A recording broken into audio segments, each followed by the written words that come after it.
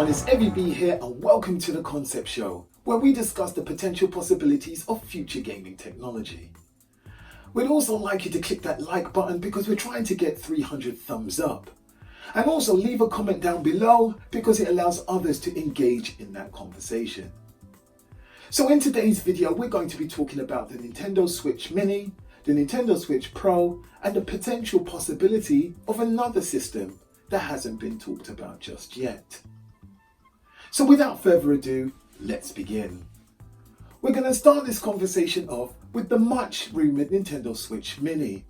And the reason why I think this is a potential possibility which could be delivered this year is because of the dwindling sales of the Nintendo 3DS.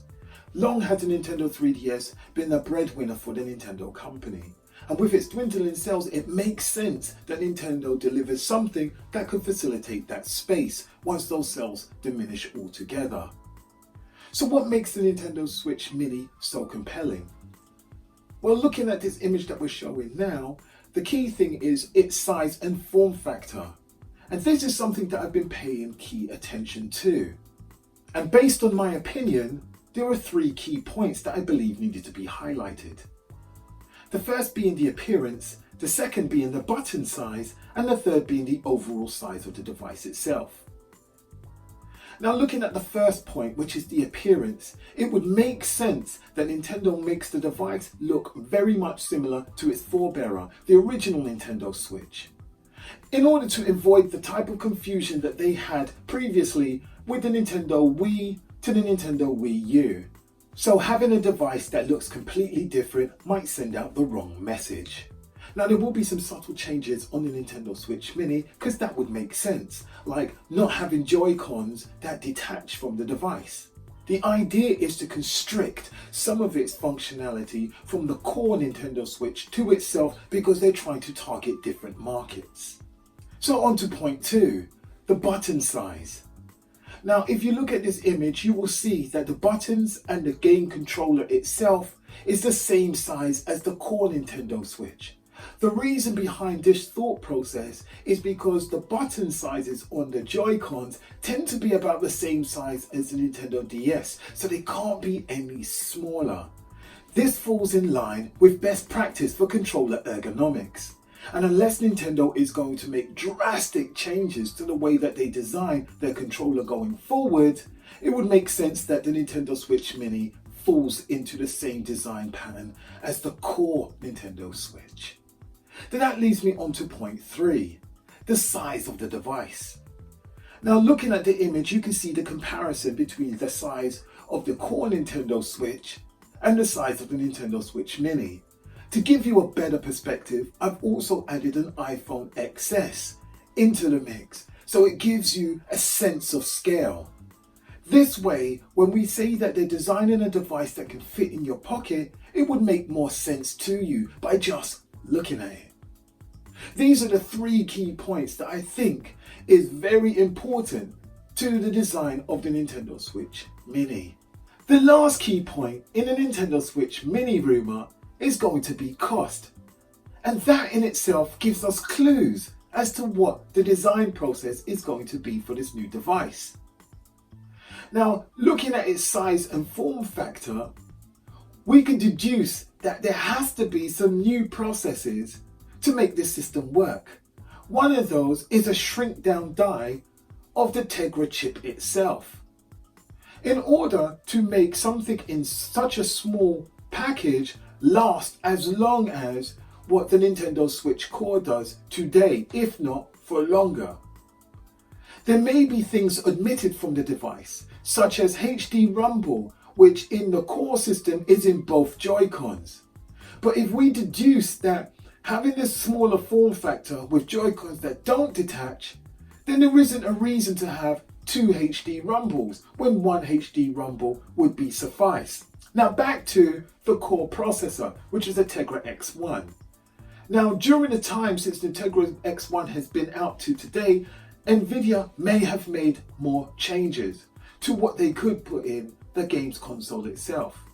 Now Super Metal Dave 64 has done a ton of research and a lot of observation work in this field, and I'm going to leave some of the links below because there are things that he has found that I agree with. If you're going to make a device smaller, but do function in exactly the same way, then there must have been some design processor changes that have come to fruition. And I believe that that is going to be integrated into the Nintendo Switch Mini in order to make it work. This in itself could mean redesign of the way the battery is laid out, and maybe even looking at more advanced batteries that have now been on the market for a little while that has now come down in price. This could effectively make the Nintendo Switch Mini work longer than the core system, and that in itself would add value, especially if it comes at a cheaper price. Now that is as much as I'm going to talk about the Nintendo Switch Mini for now, and I believe that there will probably be more conversation coming later on in the year. And that leads us on to the Nintendo Switch Pro. So let's look at this image that we've got on display now and look at the comparisons between the Nintendo Switch Pro, the Nintendo Switch Current and the Nintendo Switch Mini. If you look at the description above, you'll see a card that's linked to a video I've done previously on what my expectation for the Nintendo Switch Pro to be. If Nintendo is going to go premium with the Nintendo Switch Pro, will the new system have an OLED screen? Will it be larger, which is what I said in the previous video? And will the resolution be higher? Well, in order to facilitate that, the Nintendo Switch Pro would definitely need a new processor. And right now we do not know which Tegra processor the Nintendo Switch will have. Maybe it will have a custom processor which is specifically tailored designed to the Nintendo Switch. The one that maybe we were hearing about before the Nintendo Switch came out with a stock Tegra X1 processor in it.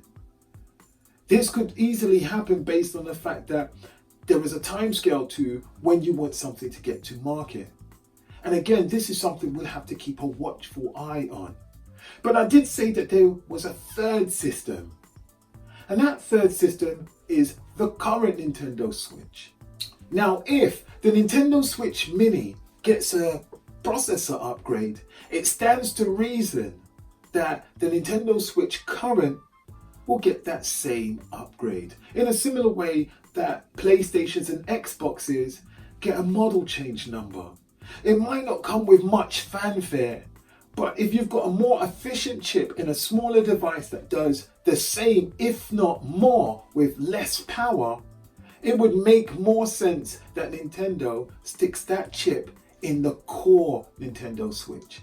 Therefore, they would have 3 systems on the market at different pricing models. We'll be discussing some of these features in the next video. So what did you think of the discussion today? Do you think that there'll be 3 new systems with one replacing the old one? Let me know in the comment section below what you think about this. Please like and subscribe to my channel as it helps me make more content. If you see that notification and you click that, you'll get the bell that lets you know when new videos are available. If you like what you hear and you want to get involved, click that subscribe button and stay up to date. As always, I thank you for being a part of this network. I'm EvVB and I'm signing out.